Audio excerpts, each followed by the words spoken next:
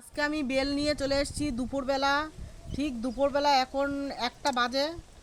এই দুপুরবেলা বেল মাখা খেতে দারুণ লাগে। তাই জন্য একটা পাকা বেল আমাদের গাছে হয়েছিল, সেই গাছ দিয়ে পড়েছে পাকা বেলটা। এই বেলটা এখন আমি মাখা করব। এদিকে বেশি চিনি ছিল না, ওদিকে সরা, বেশি চিনি ছিল না, অল্প চিনি ছিল, চিনি আর বাতাসা। এদিকে ধনেপাতা কুচি আছে, লঙ্কা আর লবণ। এটা দিয়ে আজকে আমি এই বেলটা মাখা করব, দেখি কেমন লাগে খেতে। আমার মেয়ে তো বেল মাখা ভালোই খায়, আমার অতটা ভালো লাগে না। টক টক অতটা ভালো লাগে না, টক মিষ্টি জাল ভালো লাগে, কিন্তু এই বেল মাখাটাকে এতটা ভালো লাগে না আমার। তা দেখি মাখিয়ে দেখি কেমন লাগে খেতে।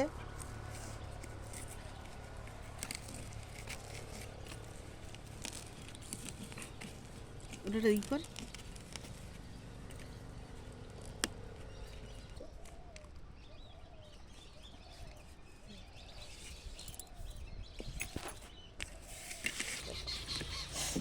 বেলটা আমার মাখা হয়ে গেছে, দেখো কত সুন্দর মেখেছি বেলটা।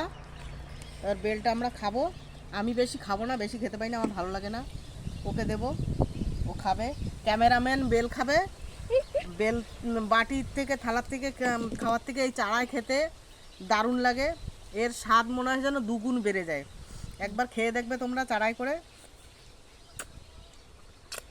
সত্যি আমি বেল খাই না, কিন্তু এত সুন্দর হয়েছে খেতে আজকে, দারুণ হয়েছে। এই নে, তুই ওইটুকুনি খা। আর আমি তো বেশি বেশি বেল খাই না, আমি এইটুকুনি খাই, তুই ওইটুকুনি খা। এইটুকুনি চিনি লাগতো, বুঝলি।